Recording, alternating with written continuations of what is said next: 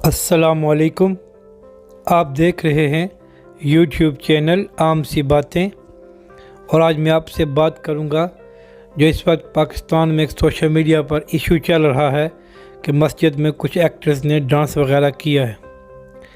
लेकिन इससे पहले अगर आपने हमारा चैनल सब्सक्राइब नहीं किया तो बराए मेहरबानी सब्सक्राइब कर लें।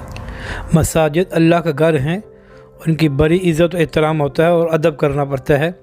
मसाजिद में तो आप वैसे भी बेफजूल या कोई सियासी बातें भी नहीं कर सकते, तो फिर वहाँ पर डांस और गाने कैसे हो सकते हैं।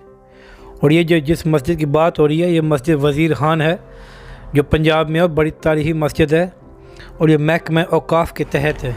एक सरकारी मस्जिद में जो महकमा औकाफ़ के तहत है, उसमें ये सब कुछ कैसे हो गया और सरकारी एहलकारों ने इसकी कैसे इजाज़त दी, और अगर उन्हें इजाज़त नहीं दी तो ये जब सब कुछ हो रहा था तो उन्होंने मना नहीं किया।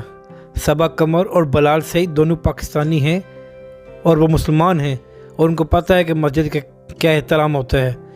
फिर उनको यह सब कुछ करने की क्या ज़रूरत थी।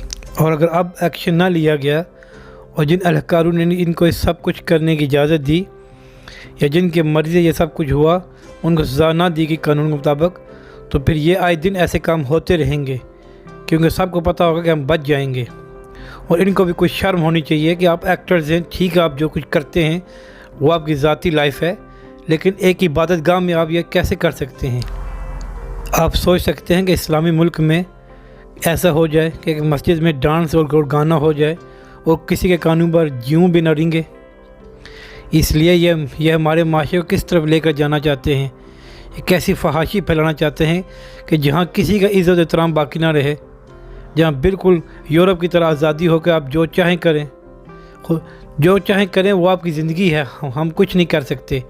लेकिन इस्लामी हदूद और क़यूद का तो ख्याल रखें, और इस तरह इबादत गाहों को तो पामाल ना करें। और इस सिलसिले में हुकूमत पंजाब को भी अपना किरदार अदा करना चाहिए और उनके ख़िलाफ़ कार्रवाई होनी चाहिए।